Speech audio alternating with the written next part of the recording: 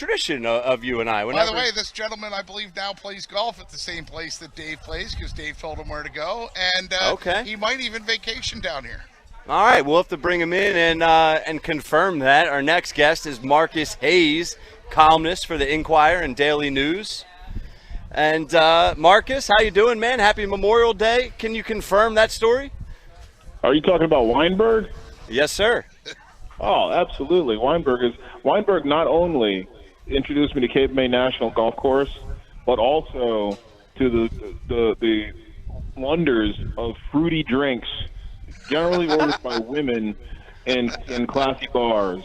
Dave's a big fruity drink guy. You look at him, he looks like he would eat the glasses that those fruity drinks come in. But he enjoys himself a high sugar, high rum, high vodka content cocktail, despite his husky, burly, formerly mustachioed appearance. When we were in a Dallas bar and Dave ordered something like a hurricane or something, and I was like, "Are you serious?" And he was like, "Yeah." Also, little known Dave fact, big disco guy. Yes. Lay it out, wow. Marcus. Lay it out. The truth's coming out He for is Dave. here listening to your responses, not on headset, but listening to your responses with his Orange Crush, by the way, or whatever it is, on special for $5, you know.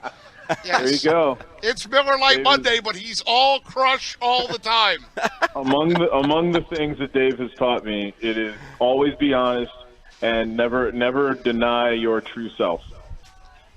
Love it. To thine own self be true. So, Marcus, that's right. We love to have you on all the time, and we know it's a holiday weekend, and we appreciate you coming on for a little bit. But you tell me what's the hottest topic, Philly sports-wise, on the Marcus Hayes landscape right now? Is it the Eagles? Is it the Phillies and their blunders? And by the way, I keep using the word blunder because we got ourselves in some trouble earlier. We were doing biggest sports blunders, and unfortunately Ryan chose the word idiot instead of blunder, and then people are now ripping us saying that we called Bill Buckner an idiot, which we did not, but hey, you know, I don't have to tell you about Twitter and people yelling back at you. Yeah, it's a very, very tough. It's a tough landscape for people who make mistakes these days. For me, you know, the thing that kind of got me going over the weekend was Donovan McNabb asserting that he was a Hall of Famer over Troy Aikman and Eli Manning, who have 5 rings, you know, 3 Super Bowl MVPs between them. You know, I'm a big believer that you have to produce in the regular season to get to the postseason.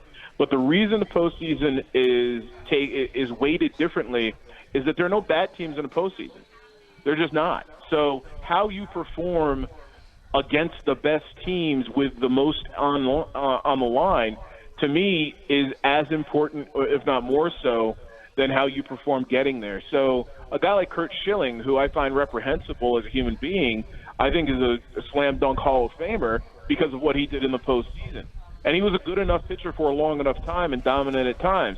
But what he did in the postseason was just astounding. And, you know, in every role, you know, there was nothing he wouldn't or couldn't do. But, you know, the Donovan McNabb stuff, telling TMZ Sports on Friday that he is absolutely a Hall of Famer, it doesn't resonate nationally as much as it does locally because McNabb is a lightning rod here, largely of his own making. So do you think McNabb just finds ways to continue to stay in the news? Like, I don't know if this is a play by him or is he just, like, I mean, come on, you're going on TMZ, and I'm a huge fan of McNabb, but I feel like lately he just can't stay out of his own way. I'm not sure the DUIs in 2013 and 2018 were poised for, you know, to get that more one attention, but you know, and I don't think he reported himself for alleged sexual harassment in 2013 at the NFL Network, but which cost him his job at ESPN last year. But yeah, when he says things, he routinely says things that either sort of backhandedly compliment or denigrate Carson Wentz, which is suicidal. And it just makes him look it makes him look petty, and it makes him look kind of dumb, you know. And he said dumb things, like he didn't know the overtime rule when he was playing. I think in 2013 he tweeted, you know, it was a game 6, and he wasn't sure whether, you know, it was more a must-win game for the team that was down, you know, three games, or, you know, he does silly stuff. He's kind of a silly guy, but I don't think he's I don't think he thinks before he speaks sometimes. I don't think there's an agenda. I don't think he's pushing buttons. You know what I mean? I think he believes what he believes, but he doesn't think about the repercussions. And he's never had to. I remember one Marcus Hayes with us where they talked about, I forget what the math was because, I struggle with math, but basically the Eagles were all but eliminated from the playoff contention, and we all came into the post-game room. And I remember when somebody asked him about that, he said, as far as I'm concerned, the road to the NFC East still goes through us. And everybody kind of looks at each other like, dude, what are you on? Like, no way. And, these are heat-of-the-moment things, the overtime thing, the road through us thing. These are heat-of-the-moment things. And I remember Willie Thomas, the linebacker, also didn't know the overtime rules long before Donovan McNabb was ever in the NFL. There was a game where he didn't know the overtime rules. There are a lot of rules that athletes don't know. There are golfers who don't know all their rules, and they're supposed to police themselves. So that said, it's just amplified when it's Donovan McNabb. But to answer your initial question, that has sort of resonated for me even more so the Phillies winning 2 out of 3 in Milwaukee, having a productive road trip. Bryce Harper's still struggling, can't hit fastballs he used to hit or isn't hitting fastballs he used to hit. Rhys Hoskins has 2 homers, 2 homers in the Milwaukee series against, a very, very good Milwaukee team. The Eagles begin OTAs with Carson Wentz looking like Tom Brady all of a sudden, physique-wise. He's leaned out. He's very flexible now. There's just a lot of, Kawhi Leonard, proving again why he's the best player in the NBA right now. There's lots of cool stuff going on, and it just underscores how relevant McNabb remains in Philadelphia, and maybe just in my mind. Maybe I shouldn't speak for the entire region, but in my mind, he remains so relevant in Philadelphia, especially when and he's just talking about himself now. He's not talking about Carson. He's talking about 2 quarterbacks that Philadelphians hate, Troy Aikman and Eli Manning, and saying he should be, he should be in their class. And it still sort of resonates negatively for Donovan McNabb. I'm not sure that's fair, but that's the reality. Marcus, I'm not sure if you were in this press conference or not, but remember when Donovan had gotten injured late in the season, and then, we as the media weren't allowed to talk to him until like the following spring. He was coming back from like that knee injury that he had, right? And so we're all gathered in the NovaCare complex. We're all in that auditorium there, and I mean, people are just like tons of cameras, tons of writers, tons of columnists, and I was going to sneak up to what I call the Howard spot, where I'm talking about, where he yells his questions on the right-hand side, doesn't bother to actually sit in a seat. You know what I'm talking about. But instead, I just kind of made my way halfway down, and I remember yelling out, Donovan, Donovan, Donovan. Years ago, Randall Cunningham had a shirt that said, I'll be back scrambling. If you had a T-shirt, what would it say? And he kind of went, I just give all glory to God, blah, blah, blah. Totally blew me off, right?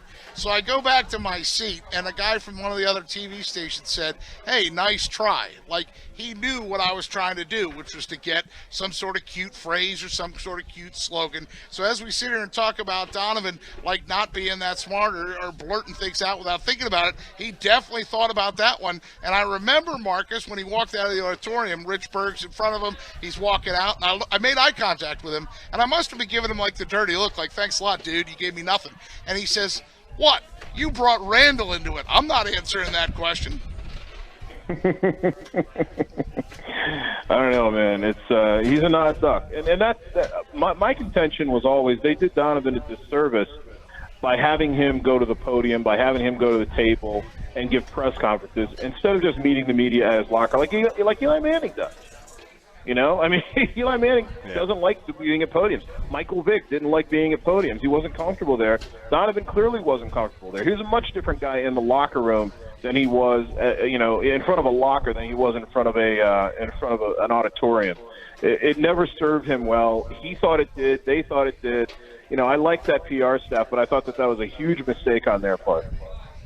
I want to switch gears a little bit with you, Marcus, before you run. You brought up Kawhi and the Toronto Raptors and his play this postseason particularly. You said he basically stamped it for him being the best player in basketball right now. Talk about his performance this postseason, the numbers he's put up, and then tying it into the Sixers. If you're a Sixers fan, do you feel better, worse about losing to the Toronto Raptors? Well, if you're a Sixers fan, you're really upset at Joel Embiid because Joel Embiid's conditioning led to his poor performances in games 4 and 5 when he was ill, and a prolonged illness. Two illnesses, one of them prolonged, and you're like, okay, dude, you're the process, you're the franchise player, and you weren't able to post the way you were supposed to post. And if Shaquille O'Neal and Charles Barkley, who are two partying bums, are talking about you not being able to hang, and those guys posted. They might have posted and not in their, they might not have been, 1,000% every game, but they posted and they played hard. If you're going to show up and you're going to be, you're just not going to be able to play, then, who are you? And Joel Embiid, I think, owned that. So if I'm a Sixers fan, and I'm not, but if I'm a Sixers fan, I look at Joel Embiid and say, hey, you owe us one. You owe me one. I'm a fan, and you didn't perform in the moment that you are paid to perform. And let's be honest, he's a $25 million a year guy. He signed a max post rookie deal. So that would be my first thought. My second thought would be, they probably should have beaten Toronto, and they probably would have beaten Milwaukee. I think Brett Brown's a much better coach than Nick Nurse, and Nick Nurse figured out very quickly that you put Giannis in situations over and over again where he is uncomfortable, and his coach will Bud had to pull him in the last minute of Game 6, right? So you're probably getting a chance to play in a final. Now I think that final would have gone very, very badly for the Sixers, and I'm not sure it's going to go very well for the Raptors, who I think probably match up a little bit better. I think Kawhi is a little bit better than the Jimmy Butler, Tobias Harris half-court option that they have. But, Golden State's playing very, very good defense right now, sort of soup to nuts. But, my first impression, my first reaction is Joel Embiid owes me one because that series never should have gone 7 games.